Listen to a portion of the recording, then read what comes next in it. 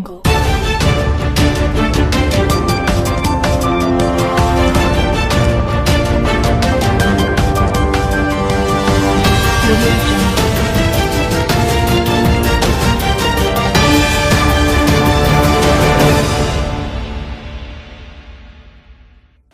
To టీజీ9 news.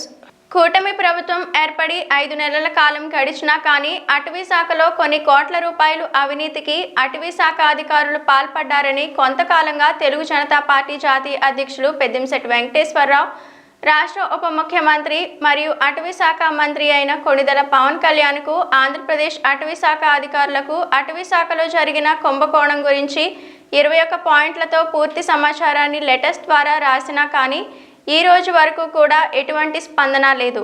కానీ తూతూ మంత్రంగా అదే ఫారెస్ట్ అధికారుల చేత విచారణ అంటూ జరిపించి చేతులు దులుపుకున్న సందర్భాలు చాలానే ఉన్నాయి.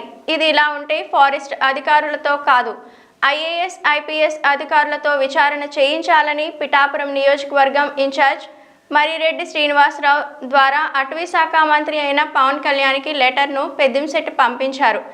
ఇప్పుడైనా పవన్ కళ్యాణ్ అడవిని, జంతు జీవ మానవ కోటిని కాపాడవలసిన అటవీ శాఖ, ఆ శాఖను నిర్వహిస్తున్న పవన్ కళ్యాణ్ ఇప్పటికైనా స్పందించి మీరు చర్యలు తీసుకోకపోతే నేను ఆంధ్రప్రదేశ్ హైకోర్టును, గ్రీన్ ట్రిబ్యునల్ను మరియు కేంద్ర అటవీ శాఖ మంత్రిని సంప్రదిస్తానని పెద్దింశెట్టి అన్నారు. అయ్యా పవన్ కళ్యాణ్ గారు, మీకు గతంలో ఇదే కాదండి, మీరు అటవీ శాఖ మంత్రిగా ఉన్నారు.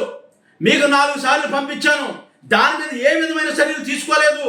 మరి మీకు మీ పిఠాపురం నియోజకవర్గంలో ఉన్న ఇన్ఛార్జి గారి ద్వారా మీకు పంపించాను. అలాగే మన రప్పచోడవరం ఫారెస్ట్ ఏరియాలో కానీ, అమలాపురం డివిజన్లో కానీ, కాకినాడ డివిజన్లో కానీ కొన్ని కోట్ల రూపాయలు అవినీతి జరిగింది. దాని మీద ఎవిడెన్స్తో సహా మీకు ఇచ్చాను. అయ్యా పవన్ కళ్యాణ్ గారు, మీరు జంతు జీవ మానవ కొట్టి ప్రకృతిని కాపాడే అటవీ శాఖ మీ చేతిలో ఉంది. దాన్ని కూడా కాపాడాలి. ఫారెస్ట్ అధికారులతో ఎంక్వైరీ కాదు, ఐఏఎస్ కానీ ఐపీఎస్ అధికారులతో ఎంక్వైరీ చేసి మీరు ఖచ్చితంగా అటవీ శాఖను కూడా ప్రక్షాళన చేయాలి. జంతు జీవ మానవ కొట్టి ప్రకృతిని కాపాడాలంటే అటవీ శాఖను మీ చేతిలో ఉంది కాబట్టి దాని మీద కూడా సరైన నిర్ణయం తీసుకోవాలి.